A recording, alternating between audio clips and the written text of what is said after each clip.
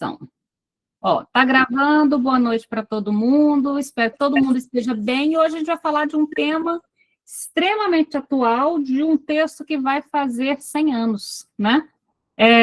Que é o da análise leiga, faz 100 anos o ano que vem, né? Então, já vou arredondar ele para 100 anos. Então, faz 100 anos que a gente está debatendo isso, e esse assunto estava na Câmara, no Senado, né? Foi no Senado que o pessoal foi. Estava no Senado outro dia, todo mundo sabe do que eu estou falando. Afinal, quem é que pode formar um analista? Como é que se forma um analista? Então, a proposta do texto que eu pedi para todo mundo ler hoje foi a questão da análise leiga. Então, antes da gente entrar no texto, eu vou fazer uma breve contextualização histórica do texto, né? E quem souber um pouquinho dessa contextualização também pode contribuir. E a gente vai começar esse texto um tanto quanto de trás para frente. Em que sentido? Parecido com outros que a gente já fez. A gente vai começar do pós-fácil e depois entramos no texto. Porque o pós-fácil, ele dá uma visão geral do texto e explica por que ele decidiu escrever o texto neste momento e da forma que ele decidiu escrever, que é num tom de conversa, né? E com quem que ele está dialogando? Quem que é esse interlocutor neutro com quem ele está falando? Por que ele escreveu esse texto nesse momento? Então, quem não leu talvez está perguntando assim, por que eu estou fazendo esse monte de pergunta, né? Mas quem leu o texto ou conhece a história da questão da análise leiga sabe já por alto o que eu estou falando. É um dos textos mais importantes da obra do Freud, tá? É um texto obrigatório, assim, a gente tem uma lista enorme de textos obrigatórios, que para alguém dizer assim, eu sou psicanalista, tem que ter lido esses textos, e tem que ter lido muito e aprofundado muito. O Questão da Análise Leiga é um deles, porque é o texto que funda a formação do psicanalista. É o texto em que o Freud propõe como um analista deve se formar. É nele que ele propõe a questão do tripé da formação, a importância da análise pessoal, a desvinculação da medicina e da psicologia, que a psicologia é citada também. É nesse texto que o Freud compra a briga com o Estado. Compra a briga literalmente com o Estado para poder dizer que a formação do psicanalista não seria estabelecida pelo Estado. E aí é complicado. Porque o Estado, isso é novidade para o Estado, né? O Estado regularmente decide e regulamenta as profissões. Por exemplo, o MEC, ele regulamenta as graduações, correto? A formação do psicólogo não é regulamentada pelo MEC, não tem um diploma, não tem sindicato. Né? Não é uma profissão que tem diploma ou sindicato. Então, o que temos? Como é que funciona isso? Por outro lado, pode ter muito mau uso desse funcionamento? Nossa! Aí, esse tem sido o nosso grande pesadelo, diga-se de passagem, porque ele depende de uma formação ética, mas você coloca a mão no fogo pela ética de todo mundo? Vocês conhecem pessoas muito antiéticas que, no final das contas, nomeiam sem ter as condições para essa nomeação? Por outro lado, a gente disse para o Estado, não mexe, que a gente vai lidar com isso sozinhos. Porque o Estado poderia vir e intervir, por exemplo, processando por exercício ilegal da profissão, correto? Mas aí eu teria que, então, pedir para o Estado dizer o que é a profissão. Porque o Estado só pode intervir se o Estado definir o que é a profissão. Simples assim. Se eu digo para o Estado, não defina essa profissão, o Estado não pode intervir dizendo que é exercício ilegal da profissão. Então, ficou por conta dos próprios psicanalistas dizerem aos psicanalistas quem são os psicanalistas. Gente, ficou complicado. Então, é claro que se a gente pudesse ter só pessoas éticas e que exercem de forma ética, é lindo. Mas aí vem a delicadeza do humano, né? Nada do que é humano me é estranho, né? Então, no final das contas, o humano, ele inventa coisas maravilhosas, mas ele também faz muita merda, né? Então, vamos tentar entender por que o Freud escreveu. Então, vamos lá. Esse é um dos textos mais importantes do período pós-1920, a questão da análise leiga, que a gente vai trabalhar hoje. Ele foi escrito na forma de um diálogo com alguém que ele chama de homem imparcial. Vamos tentar entender quem é esse homem imparcial. Ele foi publicado em 1926, então comemora 100 anos o ano que vem, e ocupa um lugar central, então, na história da psicanálise. não só do ponto de vista, né, técnico, mas também, como a gente está dizendo aqui, político e institucional. Porque ele vai definir as políticas de formação do analista e ele vai definir o funcionamento das instituições que, nessa altura do campeonato, são plurais e já estão no mundo todo.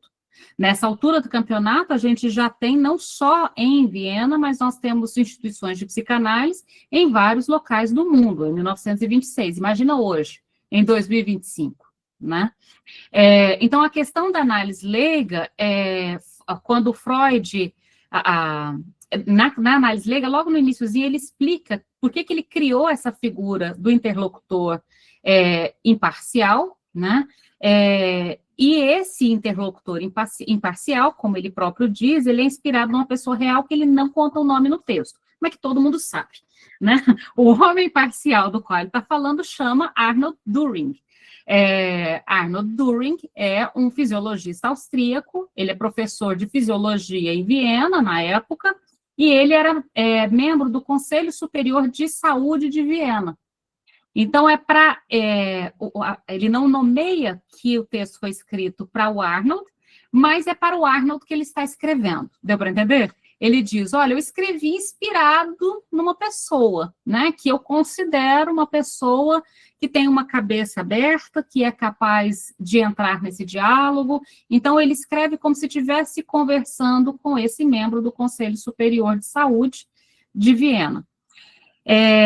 Ele cita essa... E por que a gente sabe disso? Porque 2 anos antes, numa carta que o Freud escreveu para o Abraham, em novembro de 1924, ele menciona o Arnold Düring, né, dizendo que ele havia pedido um parecer sobre a prática do Reich, que não era médico.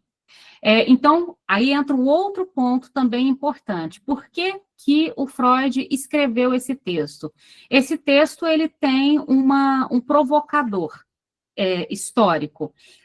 O Theodor Reich, sei lá, eu estou pronunciando assim, mas suponho que seja assim, Theodor Reich, ele era um discípulo muito próximo do Freud, mas não era médico. Então, o Freud o autorizou a atender, assim como o Freud autorizou a Ana O. Então, veja, Ana Freud, gente, eu falei Ana O. A Ana Freud. Então, veja onde que o Freud estava preocupado também, com pessoas muito próximas a ele. A própria filha, que estava fazendo a formação, lembra disso? Que a gente estava conversando sobre isso na outra semana, que a Ana Freud estava fazendo a análise pessoal para ingressar na carreira como analista. Todo mundo lembra disso, correto? Então, e a Ana não era formada em medicina. Então, se o Theodor Reich não poderia exercer, a Ana também não poderia exercer. Então, o motivo principal é que o discípulo do Freud, que não era médico, mas estava praticando já psicanálise com a autorização do Freud, foi atender um paciente que foi encaminhado pelo Freud, inclusive um paciente dos Estados Unidos, que foi encaminhado, tem um paciente específico, tá, que abriu o processo, que foi encaminhado, um paciente que procurou o Freud não tinha horário, reencaminhou este paciente para um dos seus discípulos, e esse discípulo processou o Reich por charlatanismo, ou exercício ilegal da profissão. Tudo bem?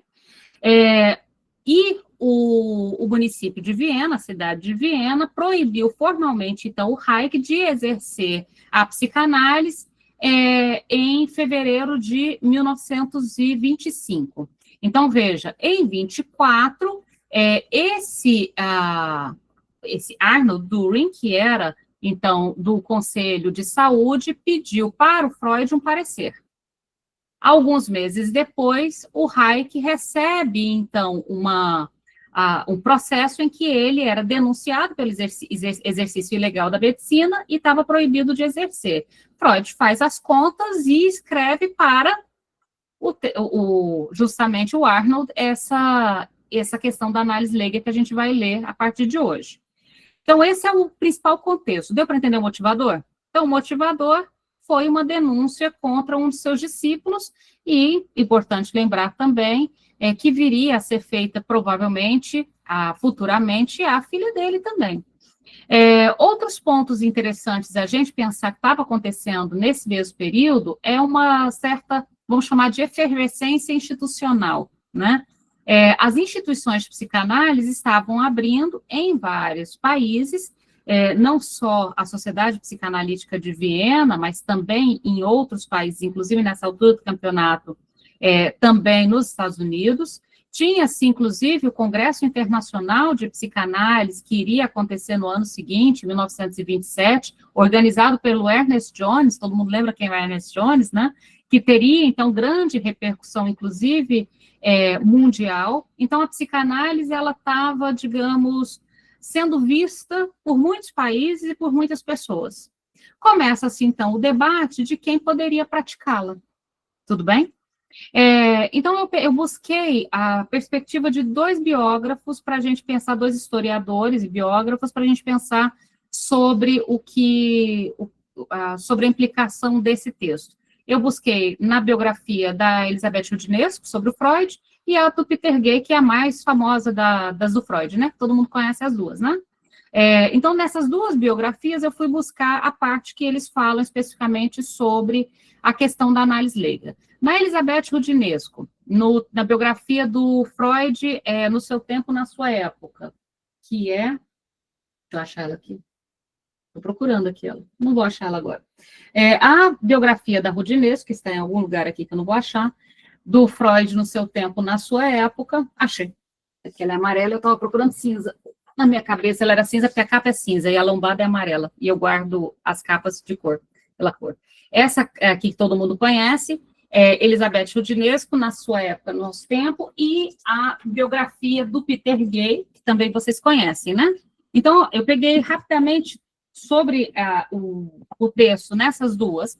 A Roudinesco, ela vai fazer a ênfase de que Freud, então, não era apenas um médico que descobria uma nova técnica, mas ele estava inventando um produto do seu tempo que não pertencia ao saber da medicina, pelo contrário, que ele buscou referências em tensões culturais, políticas, institucionais, na virada do século XIX para o XX, nas questões entre guerras, que o Freud, ele se inspirava para inventar, e é realmente isso, tá, gente? Ele se inspirava mais fora da medicina do que na própria medicina para as invenções dele. Vocês perceberam isso? Veja, quais são as referências do Freud? Dostoiévski, Gradiva. Vão dar uma olhadinha nas referências do Freud. Ele está procurando mais referências em células e neurônios ou na cultura? Então, a primeira coisa que a Roudinesco, inclusive, coloca é o ponto de referência do Freud. Ele estava inventando uma nova técnica como um produto do tempo dele, dessa virada do século XIX para o século XX. Todas as tensões, as guerras, a cultura, a política, as instituições. Importante lembrar, o Freud, quando nasceu, ele nasceu num império. Olha que coisa interessante. Não era uma democracia, era um império. Lembrando, então, que esse império, ele vai ser, o império, inclusive, no qual Freud nasceu, é um dos estupins para a Primeira Guerra Mundial, e é dali que vão se dividir e se organizar inúmeros países daquele trenzinho desse tamanhozinho ali, que é a Europa. No mapa parece grande, porque eles privilegiou a parte de cima, tá, gente? Mas vocês colocarem no tamanho certo, vocês vão ver que é um quintalzinho desse tamanhozinho, assim, cabe quase boa parte dos países em Goiás. Então, não é tão grande assim. Então, toda essa reorganização que estava acontecendo foi o principal produto do Freud. Então, ela critica, então, essa ideia do Freud, por exemplo, da psicanálise ter surgido como uma condição dele ser médico. Ela vai dizer que não. Inclusive, o próprio Freud, no estudo, nesse que a gente vai ler, quem leu deve ter visto, ele vai falar sobre isso, que a formação dele médico parece mais um desvio da função onde ele queria chegar do que efetivamente o motivo pelo qual ele chegou. Tanto que, a princípio, ele foi estudar, todo mundo se lembra da tese de doutorado dele, né, sobre as enguias, né, ele foi procurar gônadas nas enguias, né, ou seja, era mais talvez um desvio do percurso do que o percurso propriamente dito. Peter Gay também vai nesse livro, né, do Uma Vida para o Nosso Tempo, que ele faz essa biografia, então, do Freud. Ele não tem um capítulo específico para a questão da análise leiga, mas ele fala muito sobre a ideia do Freud da formação do psicanalista, sendo uma formação, sobretudo, pautada em questões culturais, no que o analista precisava estudar, que estava completamente fora do campo da medicina. Tendo feito esse rápido retorno histórico, vamos entrar no pós-fácil, então? Abram aí, por favor, no pós-fácil. Quem tiver com PDF, a gente está usando da Autêntica, tá? Quem tiver com PDF, o pós-fácil está na página 272. Todo mundo está conseguindo ver? Então, a gente vai começar pelo pós-fácil. Acho que ficou claro por que quem entrou depois, por que a gente vai começar aí? Porque o pós-fácil, ele vai explicar isso que eu acabei de falar, só que de um modo mais interessante, que é qual foi a motivação do Freud para escrever esse texto em 1926. O pós-fácil é de 27, e esse pós-fácil ele foi escrito, inclusive, para o Congresso Internacional de Psicanálise, que foi em 1927. Então, esse pós-fácil, ele conversa, inclusive, com um público grande, e como se ele estivesse solicitando que esse grande público desse atenção a esse texto que, então, ele havia publicado. Então, vamos lá. Eu estou usando da Autêntica, página 272 do PDF. Se alguém puder colocar a página do livro físico, eu não deixei ele lá no escritório de dentro. 291, a Rani colocou. Então, vamos lá. A motivação direta para redigir o meu pequeno escrito, né, foi a acusação contra o nosso colega não médico, o doutor Theodor Hayek, de charlatanismo, ou seja, de prática ilegal da profissão, junto às autoridades de Viena. Deve ter sido de conhecimento geral que essa acusação foi retirada depois de terem sido realizados todos os levantamentos prévios e colhidos diversos pareceres. Então, assim, mas não se tratava só de defender o Hayek, se tratava de defender a psicanálise. Entendem a diferença? Porque não era só o Hayek, era todas as pessoas não médicas que fossem exercer a psicanálise em qualquer canto do mundo. Como é que a gente vai lidar com o fato de que quem estabelece os limites e o funcionamento das profissões é o Estado? Como é que a gente vai lidar com o Estado? Não é uma tarefa fácil, mesmo até hoje, tá? 100 anos depois, ainda é uma questão importante. Uma coisa que o Estado nunca teve dificuldade de cobrar imposto de renda dos psicanalistas, tá?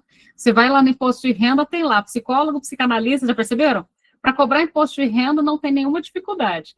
Mas para outras questões, é um pouco mais complicado. Então, a Receita Federal se localizou mais rápido em relação à psicanálise do que outros órgãos do... Bom, vamos tentar entender por quê. Bom, então a primeira questão foi a acusação contra o Theodor Hayek, de charlatanismo. Deve ter sido de conhecimento geral e as acusações foram retiradas.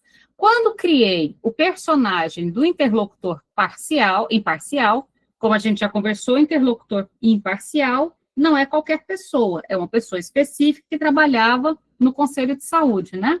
Então, quando criei o personagem do interlocutor imparcial no meu escrito tendencioso, eu achei legal, né? O interlocutor é imparcial, mas o meu escrito é tendencioso. E é tendencioso porque a gente já entendeu por que ele é tendencioso, porque ele tinha em mente a pessoa de um dos nossos altos funcionários, um homem de boa vontade e de incomum integridade, com quem eu mesmo tinha tido uma conversa sobre o caso do Hayek, a quem entreguei um parecer particular a respeito, como ele desejara. Então, é nesse ponto que a história fica esclarecida.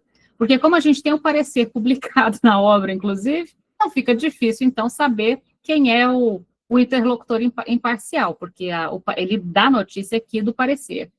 Também não esperava conseguir produzir uma... Pode falar? Não. Também não esperava conseguir produzir uma posição unânime em relação à questão da análise leiga por parte dos analistas. E aí que vem o ponto que a gente está conversando. Por que ele não consegue produzir uma posição unânime? E olha que o Freud é o Freud, hein? Pensa hoje.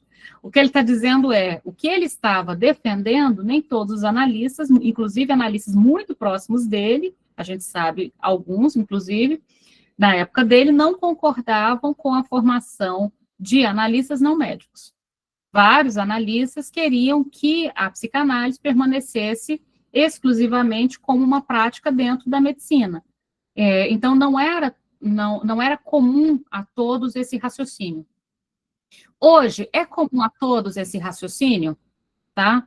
Talvez, Rosana, reserva de mercado. E é interessante a gente observar que hoje, meio que, às vezes, a gente vê muito assim, de psicanalista ter que ser ou psicólogo ou médico. Talvez hoje não é só mais médico, mas psicólogo. Então, hoje está resolvida essa questão na cabeça da grande parte das pessoas? Não está tão resolvido. E, de novo, formações muito ruins que têm se multiplicado pioram essa conversa, tá claro? Queria só deixar assim, eu sei que eu estou mexendo em vespeiro quando eu falo isso, mas quando você abre formações muito ruins, que prometem um diploma que não existe, num tempo absurdo, e ainda relacionam psicanálise com instituições religiosas, a gente cria um problema grave, tá? Então, assim, aí eu vou entrar também num ponto que eu acho bem delicado. Por exemplo, a psicanálise, ela pretende escutar o sujeito através da associação livre. Quando você propõe algo do tipo psicanálise cristã, já não é livre essa escuta. Ela já está enviesada. Não tem como, é impossível na formação do analista. Você pode ter religião na sua vida pessoal, tá, gente? À vontade, não é disso que eu estou dizendo. Eu estou dizendo que a prática profissional, ela não tem como não atrapalhar a escuta, não ruir a escuta, quando ela já vem com essa amarração, tá? É delicado esse ponto. Rosana? Eu vou colocar mais uma, como é que é, azeitona na empada, assim, porque tão poucos cursos que são regulamentados garantem uma boa prática ética e com conhecimento técnico também, né? Estou aqui mesmo falando da psicologia, mas, enfim, a gente pode estender isso para vários outros campos. Infelizmente, nem todo órgão de regulamentar, como o CRP, por exemplo, na psicologia, ou mesmo os conselhos de medicina, ou seja lá, qualquer outro, conseguem garantir, né? Mas é importante, sim, pontuar principalmente isso.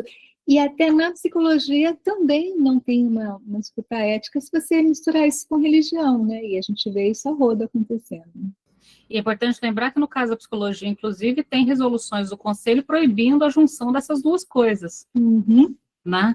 Só que lá vai ser feito por vias de resoluções, o que não significa que são seguidas, porque se tem uma coisa que existe é a lei e o descumprimento da lei. Né? E a faculdade onde eu me formei, que tem um viés religioso aí, tinha lá um crucifixo, inclusive, na sala de atendimento. Então, assim, nada garante nada, é isso que eu queria só colocar, porque... Então, é interessante a gente apontar isso. A regulamentação também não garante, primeiro, profissionais que se formam muito mal e exercem muito mal a sua profissão, não é algo só do campo psi, é de todo mundo. Inclusive, nós temos prédios que caem porque usou areia de praia. Todo mundo sabe do que eu estou falando. Né? Então, exercer mal a profissão é um crime. No entanto, dificilmente alguém vai ser preso por ele, a não ser quando mata pessoas. Rosana, você tem toda a razão. Ter um diploma regulamentado pelo MEC não é garantia, obviamente, mas como a gente está falando especificamente aqui da psicanálise, o que eu quero colocar aqui, uma das coisas que talvez dificulte a conversa, são as formações ruins que têm se aberto. Não preciso nem dar exemplo, né? Você sabe o que eu estou falando. Então, antes de avançar um pouquinho mais na conversa, deixa eu avançar mais um pouquinho aqui no texto. Então, veja, ele coloca aqui também, veja, eu havia colocado em primeiro plano, ele está falando então do texto da análise leiga, em primeiro plano, a afirmação de que pouco importa se um analista possui um diploma de médico ou não. Aqui a gente poderia acrescentar de psicologia, de médico ou não. Importa mais se ele adquirir uma formação especializada que é necessária para se exercer a análise. E por isso que esse texto é tão importante, porque ele vai dizer qual é essa formação especializada.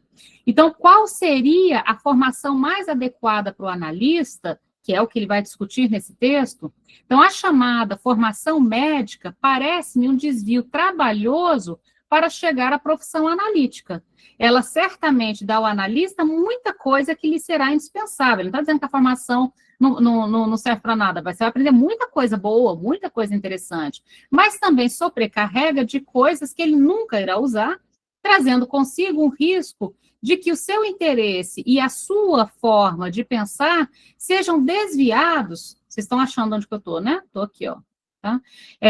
Sejam desviados da percepção dos fenômenos psíquicos. O conteúdo programático para um analista ainda precisa ser criado, mas ele precisaria abarcar tanto o conteúdo das ciências humanas, que não tem no curso de medicina, conteúdo psicológico, conteúdo histórico-cultural, conteúdo sociológico, também o conteúdo anatômico, biológico, histórico-evolutivo. Mas veja, na medicina só teriam esses últimos 3. Então, o curso de medicina resolveria a formação do analista? Não, porque ele tem os últimos 3 tópicos, mas não tem todos os anteriores. No entanto, você tem outros cursos que têm todos os anteriores e talvez não tenham os últimos 3. Então, de algum modo, a formação do analista, ele sempre vai ter que complementar aquilo que a formação de onde você veio trouxe uma bagagem, mas faltou um bom pedaço. E ainda bem, e sempre vai faltar, tá? Diga de passagem. Luiz? Então, Renata, a gente vê essa confusão que está tendo aí em relação à regulamentação da psicoterapia, né? Dá uma confusão porque a psicanálise era vista como psicoterapia. Então, eles estão vendo... Eu não sou psicólogo, eu vim da área da administração, da sub-área, eu trabalho no Recursos Humanos, e eu sou analista há 5 anos, né? Então, eu fiz a formação em 2 escolas de psicanálise, faço o tripé, e aí estou estudando, a gente vai estudando, 5 anos já tendo, e acho que meus colegas aí também, é uma angústia a gente ficar pensando, se de repente agora tem essa sugestão 40/2019, que vai virar talvez um projeto da regulamentação da psicoterapia, e lá fala que vai ser só psicólogos e psiquiatras que vão poder... Será que isso pode proibir nós, colegas, de exercer a psicanálise? Você acha que... Porque eu assisti também aquele dia que teve audiência pública da faculdade de bacharel de psicanálise. E a representante do Conselho Federal de Psicologia estava falando que esse projeto da regulamentação não vai mexer com os psicanalistas. Inclusive, a gente tem 2 CBOs diferentes. O do psicólogo tem um CBO e o psicanalista tem outro. Será? Não sei, agora talvez então, a gente... Luiz, nesse caso, em relação ao termo psicoterapia. O que a psicologia está querendo, e na verdade era para ter deixado a medicina de fora também, tá? É que o termo psicoterapia seja específico da psicologia. Mas a palavra terapia, tanto que a palavra terapia medicamentosa, fisioterapia, terapia, a palavra terapia, ela é ampla. Inclusive, o Freud vai usar no texto dele várias vezes terapia analítica, que é um termo interessante. Então, a gente usa análise, a gente usa terapia. O que o conselho está sugerindo é que a palavra psicoterapia fique específico para a profissão do psicólogo, tentando estabelecer uma diferença. Até porque, quando alguém vai a um profissional, ele precisa saber que ele está indo a um analista ou a um psicólogo. E até aí, tudo bem, tranquilo. Que quando ele está associando livremente, ele troca as palavras, e vez por outra ele fala psicoterapia, você não precisa corrigi-lo, porque lá no contrato inicial, no enquadre, já foi esclarecido, né, até para evitar problemas, já foi esclarecido a diferença entre psicólogo e psicanalista. Isso é colocado no contrato inicial, no enquadro inicial, mas o conselho, ele não tem problema com... Isso é interessante, o conselho de psicologia, ele não tem problema com a psicanálise. Tanto que você não tem denúncias no conselho sobre exercício ilegal da profissão de psicólogos em relação ao analista. É só em relação ao termo, assim como tem outras coisas que são específicas do psicólogo, por exemplo, os testes psicológicos, mesmo que a gente nem quer, né? Eles são específicos da profissão do psicólogo, ok. Tem problema nenhum. Inclusive, não devem ser aplicados por profissionais que não são psicólogos, aqueles que são específicos do exercício da profissão. Bacana. Tranquilo. Agora, a nossa formação específica, esse ponto que o Freud está colocando, o que ele está apontando aí que é imprescindível?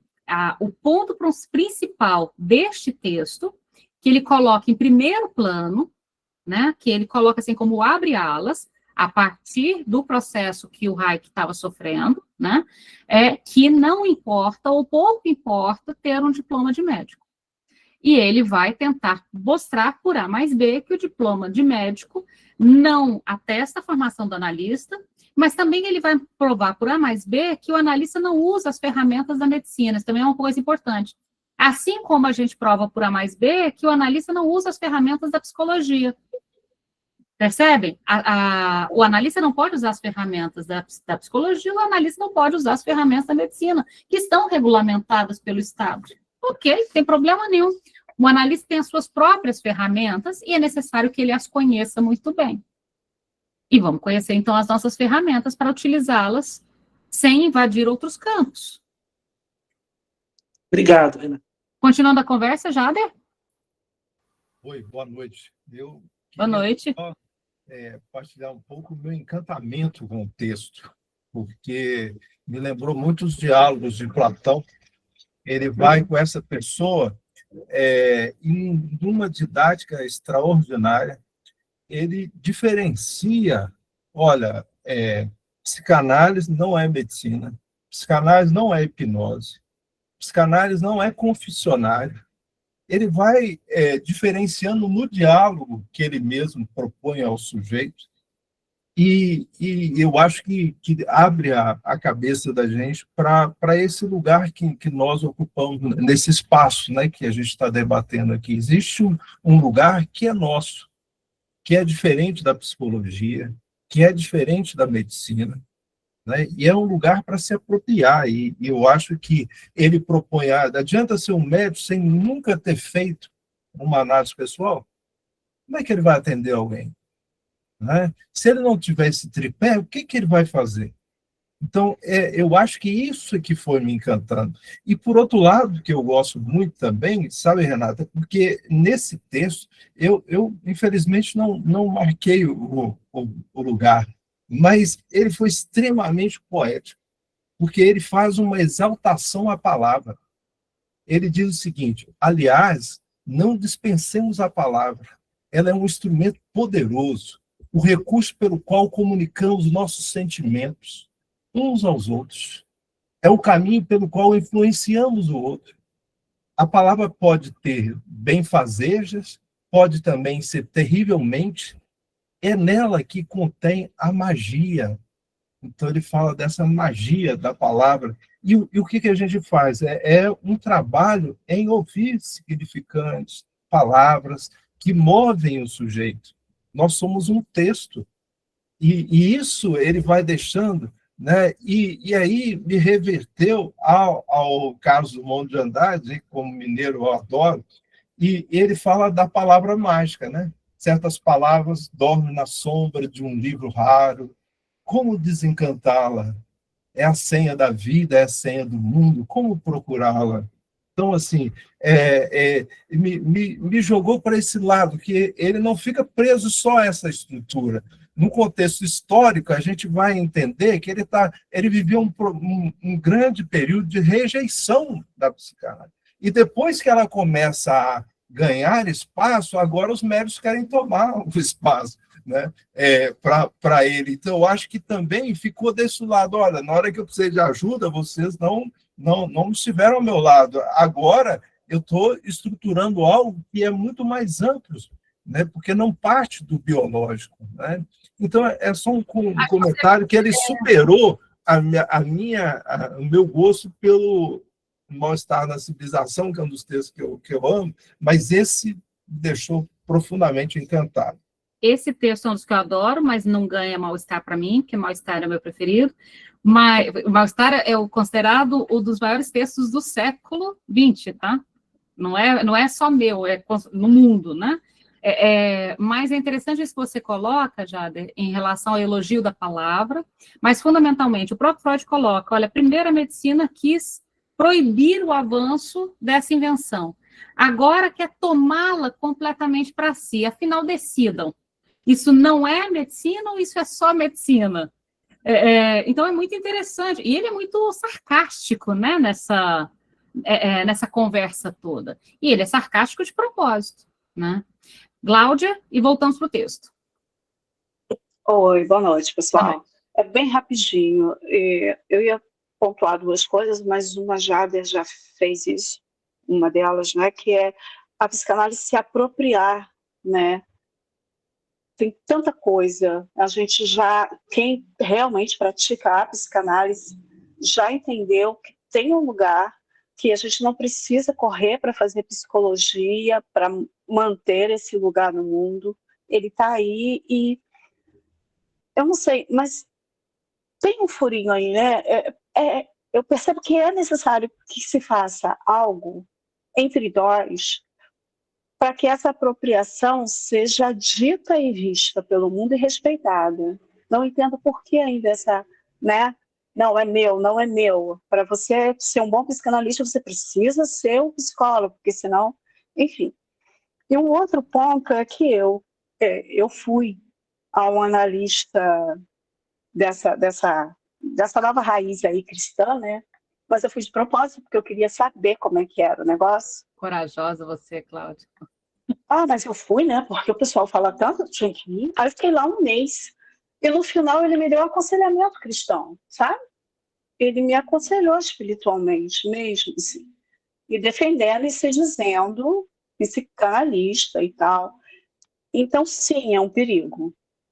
Era essas duas colocações. Cláudia, como é que você vai num lugar que você já sabe qual vai ser a resposta que você vai encontrar? Se você tivesse me perguntado, você não tinha nem gastado os 30 dias, eu já te diria que ao final você ia encontrar uma coisa... sentir no corpo isso, sabe? O que é isso que está aflorando? Porque é muito, sabe? É muito. Pelo menos aqui na zona que eu moro, e os lugares que eu habito, isso vem com muita força, sabe? Para as pessoas cristãs. Aí eu realmente fui lá para saber, né, do que se fala, o que é isso, por que está vindo com essa força toda, entre aspas. Essa má prática, e aí é má mesmo, e problemas de formação, que talvez enfraquece também, tá? Não sei como resolver isso, tá? Não tem resposta não, só tem reclamação mesmo neste momento. Do mesmo modo que o Freud está aqui escrevendo um texto, provocando para a gente pensar, estamos aqui debatendo, 100 anos depois desse texto, para tentar entender o que a gente faz com o nosso tempo. Veja, se a psicanálise foi uma invenção em resposta aos acontecimentos do tempo do Freud, hoje a defesa da psicanálise é uma reinvenção diante dos acontecimentos do nosso tempo. Quando que essa explosão aconteceu? Sobretudo depois da pandemia, com a questão online. Então, à medida que a internet facilitou determinadas coisas, ela também parece ter aberto uma caixa de Pandora para a falta de ética. Então, tanto que a gente está dizendo sobre a regulamentação das redes, sobre crimes na rede, a gente está falando sobre um monte de coisa que acontece também. A internet é uma coisa maravilhosa, estamos aqui fazendo uso dela para debater. No entanto, também a gente percebe que essa ampliação, de algum modo, também abriu esse ponto de interrogação que a gente está colocando. Mas vamos seguir adiante no texto. E vamos tentar entender como é que a gente faz para rever isso que lá em 1926 tinha um problema para resolver, a relação com o Estado. Hoje a gente tem outro problema para resolver, que é a relação com as próprias instituições que se dizem falsamente instituições de formação de psicanálise. Então vamos tentar entender como é que a gente resolve no nosso tempo. Vou seguir um pouquinho mais, depois passo para você, tá, Gisele?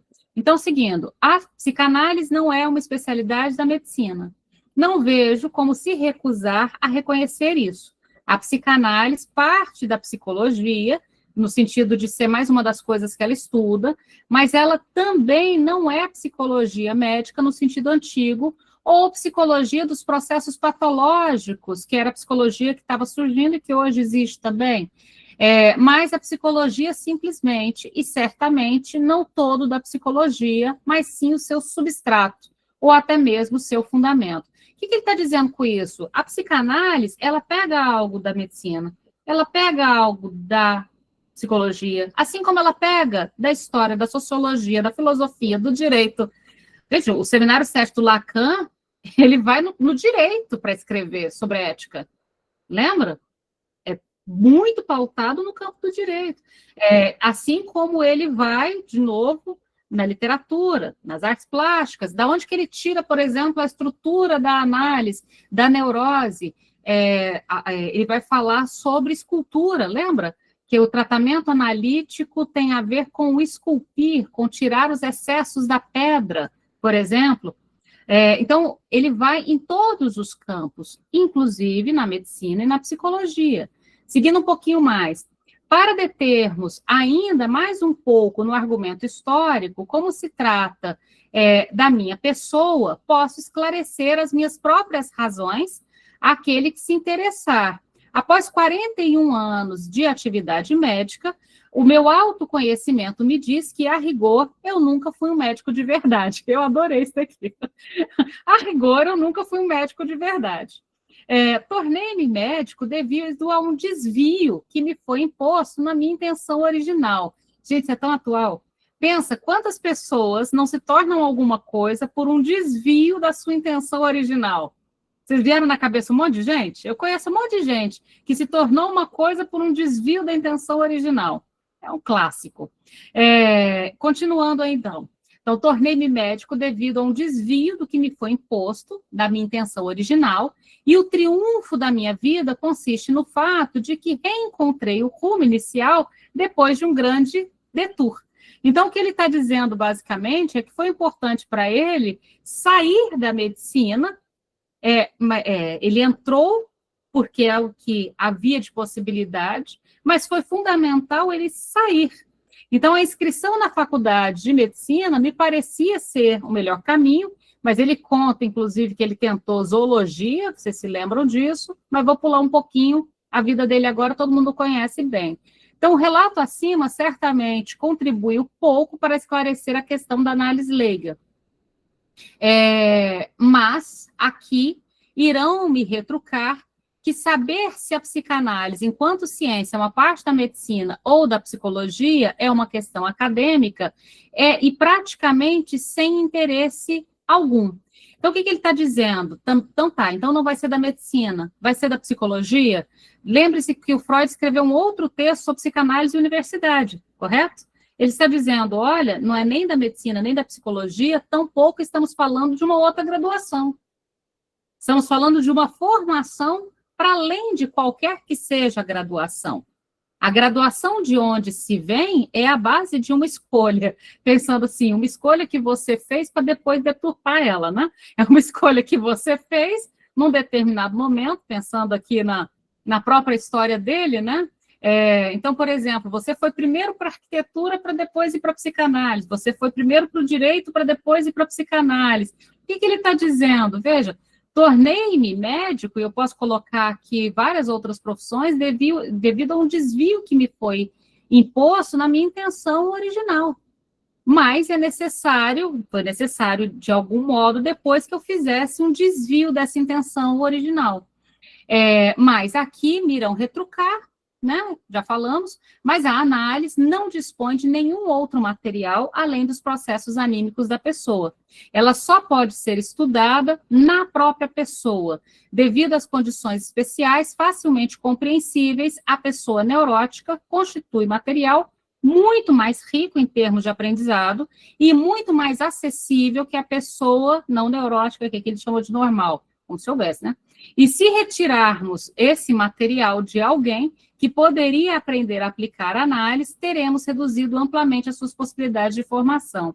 Veja, o que ele está apontando aqui de tão interessante? Aonde que o analista busca material para estudar o sujeito? No próprio sujeito. Tanto que o Freud aqui, ele rompe com uma tradição médica muito importante até então. Era o médico que trazia o saber, o paciente trazia o corpo, né? E esse corpo seria lido a partir de um saber estrangeiro, e o paciente, pacientemente, daí vem o nome, inclusive, paciente, esperaria essa leitura vindo de fora. Quando você abre os casos clínicos do Freud, eu fico pensando na época, alguém da área lendo e falando, isso aqui é literatura, isso aqui não é medicina, porque realmente parece literatura. Ele coloca o narrador na voz do paciente, não do médico. Vocês lembram disso?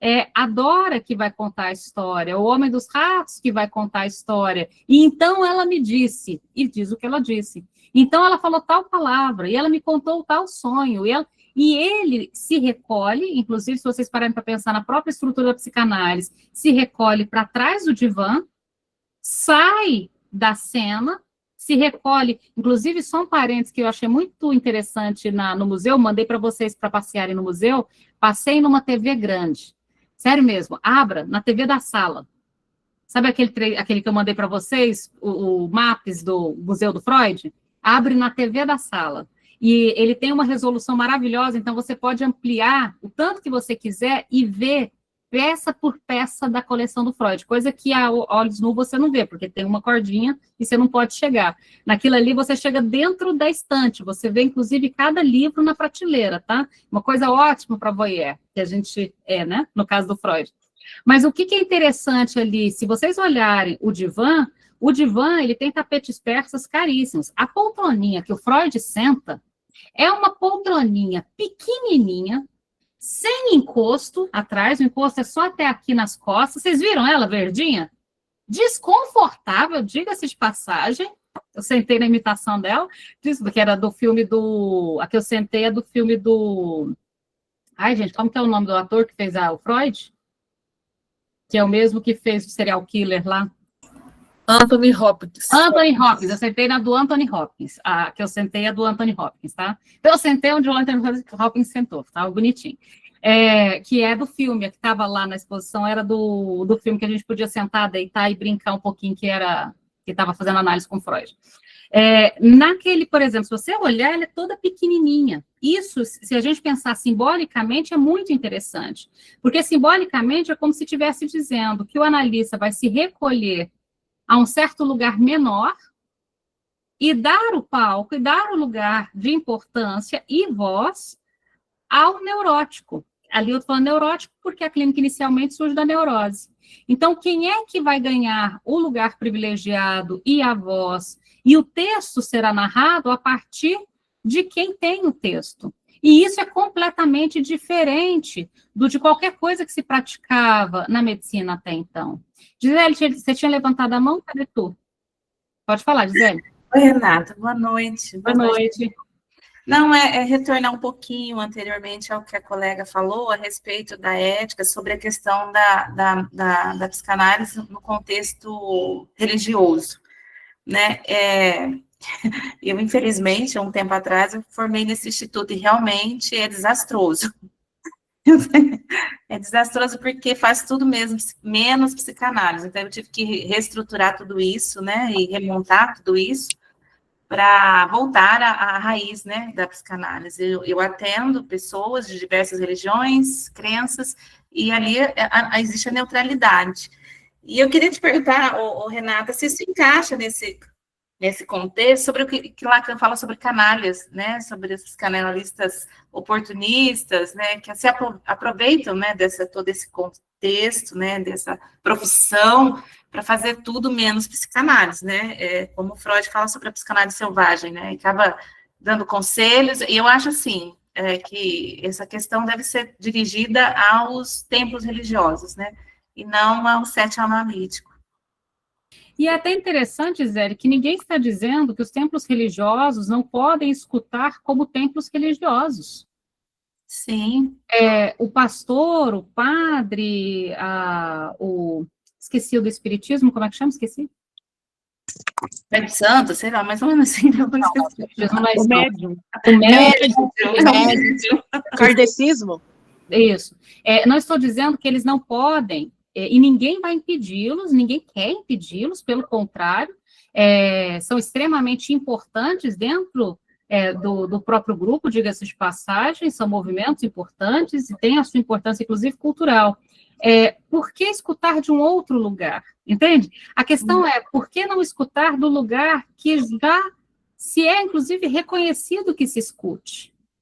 Então, os templos religiosos podem oferecer os amparos religiosos.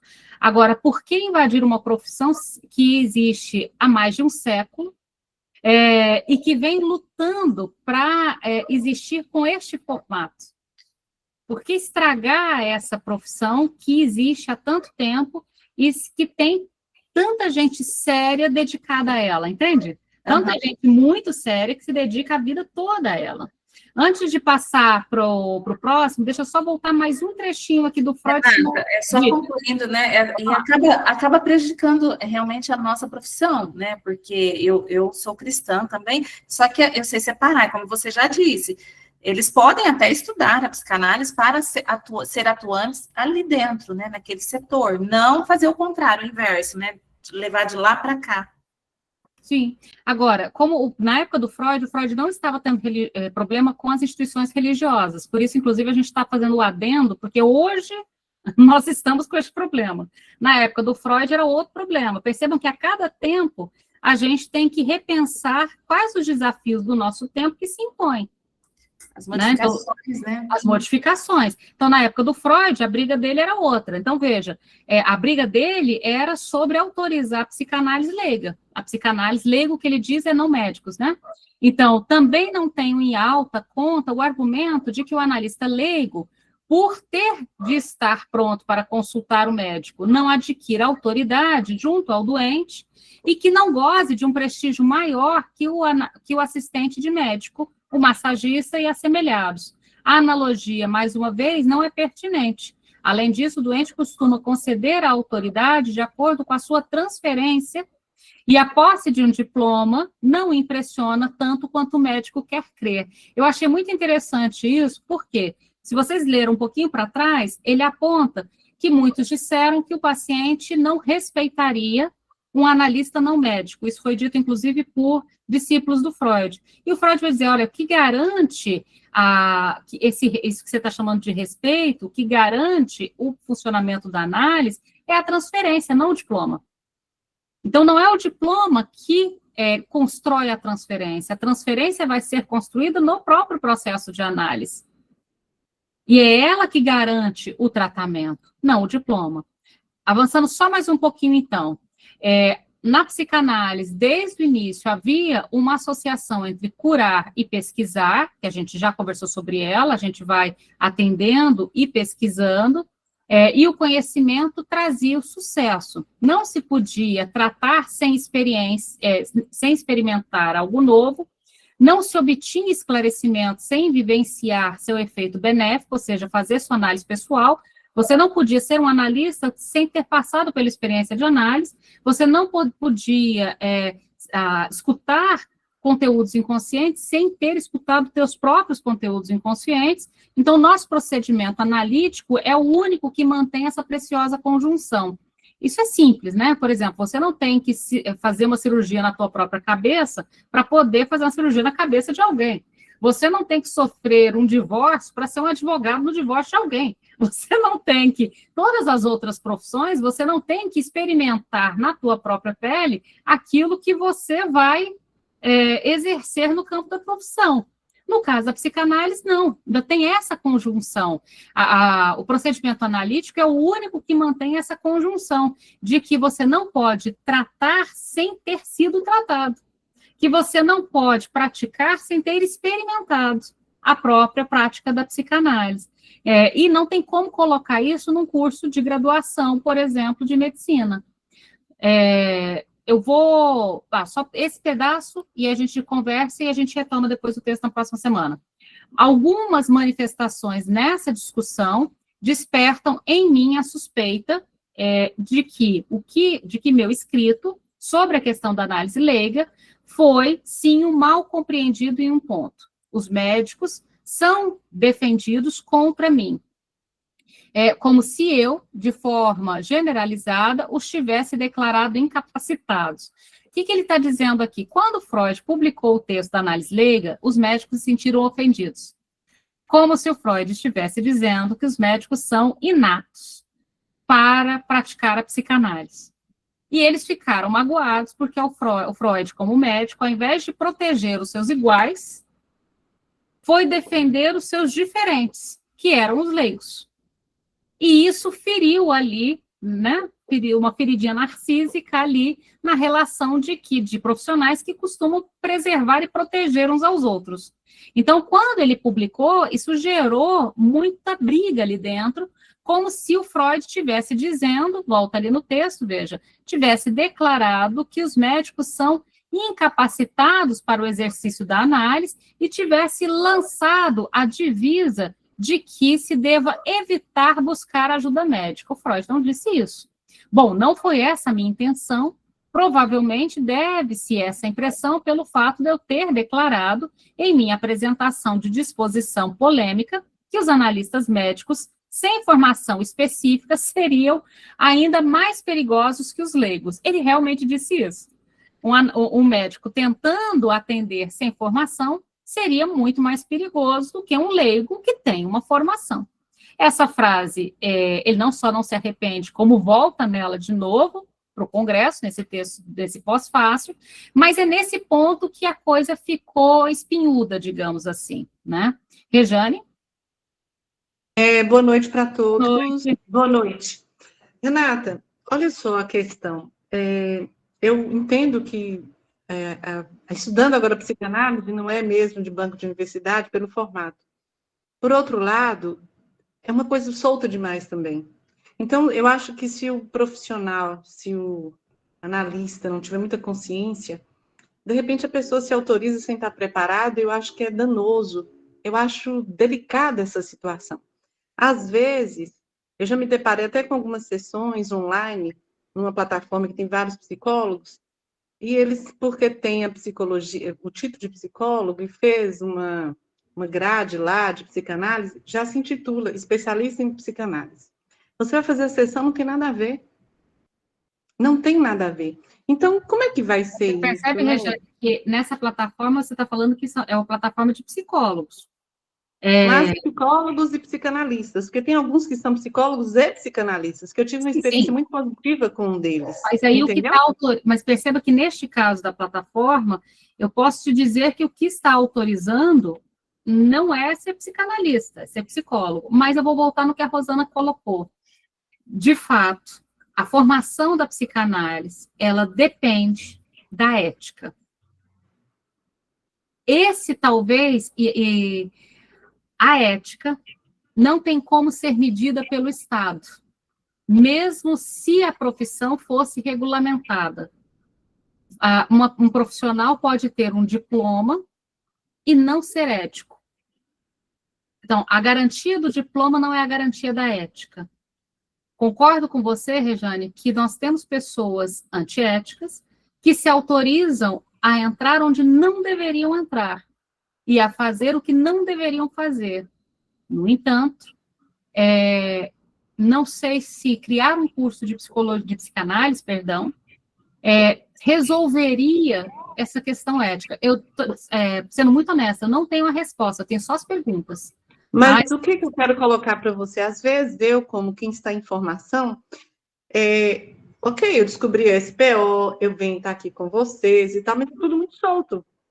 Talvez se tivesse uma escola no formato ideal de formação, que tivesse lá, a pessoa está cursando, mas ela tem que fazer a sua análise, enfim, eu acho que seria bom até para quem está se formando, do que uma coisa assim tão solta. Não, mas aí, nesse sentido, uma das coisas que a gente faz quando recomenda as escolas de formação é recomendar as mais tradicionais delas para essa formação básica que você está colocando, que é a Escola Brasileira de Psicanálise, que tem sessão em vários lugares, o Fórum Acadêmico, tem uma lista, tá? Não sei se vocês viram, inclusive, assinaram, mais de 100 instituições assinaram a lista ali de que tem uma formação que... Agora, eu não acho que é solta, Rejane, mas conta com a responsabilidade ética do praticante, essa é a delicadeza. É uma profissão que a responsabilidade está no nome de quem a pratica, e eu entendo essa delicadeza. Nosso horário está estourando. Vou passar para a Rose, bem rapidinho, Rose. Não, na verdade, eu acho que já falaram tudo que tinha para falar. Sobre essa questão dessas escolas cristãs, eu já tive algumas experiências, e uma delas foi catastrófica, e a outra, para minha surpresa, eles falavam assim: não existe psicanálise cristã. Nós estamos aqui só para ensinar psicanálise para pessoas que, às vezes, ajudam outras pessoas. Eles ainda falavam assim: se vocês quiserem abrir um consultório, vocês precisam ser psicanalistas. Se vocês quiserem utilizar as ferramentas, todo o conhecimento da psicanálise dentro do ambiente religioso, usem, mas não com título de psicanalista. Então, assim, foram duas experiências bem diferentes, e uma me surpreendeu e a outra foi bem, bem triste. Mas era só isso mesmo. Muito obrigada por me ouvir. Obrigada, Rose. Olha só, por causa do horário, a gente vai interromper, mas você vê que o debate, esse debate é importante. Então, antes da gente, perceba que o Freud, ele escreve esse texto, e na época ele foi polêmico, 100 anos depois ele continua polêmico, do mesmo tanto, mas eu acho que, inclusive, com alguns acréscimos. Porque na época do Freud, a polêmica era sobre estar dentro ou fora da medicina. Hoje, a polêmica é ela estar dentro de um monte de outros lugares. Então, a gente continua essa conversa, mas agora a gente entra efetivamente no texto. Então, na próxima quarta-feira, a gente começa dentro do texto. Eu quis começar do pós-fácil para dar a localização histórica. E eu imaginei que a gente ia cair exatamente nesse ponto, né? Provoquei para isso, obviamente, que é sobre essa regulamentação da psicanálise e sobre esses vários cursos que tem aberto. Então, de novo, esse é uma questão que se impõe no nosso tempo que a gente tem que pensar. Agora, vamos ler o texto do Freud para embasar a nossa elaboração. A gente também não pode tirar vozes da nossa cabeça, né? Tirar ideias de absolutamente nada. A gente precisa ter material. Então, vamos, no texto de fundação da formação do analista, buscar material para consolidar esse nosso debate. Até para a gente sair desse campo, eu acho isso, eu acho aquilo, eu penso isso, eu penso aquilo.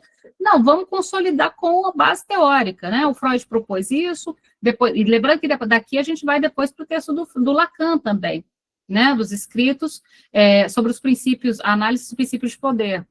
Então, a gente vai consolidar aqui que o Freud propôs de formação, que o Lacan propôs de formação, e aí a gente tem uma opinião consolidada. Tudo bem? Então, a gente continua desse ponto. Quarta-feira que vem, leiam um texto da análise leiga, e a gente entra especificamente nele, um texto delicioso de ler, porque é um texto, na verdade, que ele está dialogando com esse interlocutor imparcial, que todo mundo sabe quem é. Tudo bem? Beijo para todo mundo. Bom descanso. Tchau, gente. Tchau, gente. Boa noite. Boa noite. Boa noite.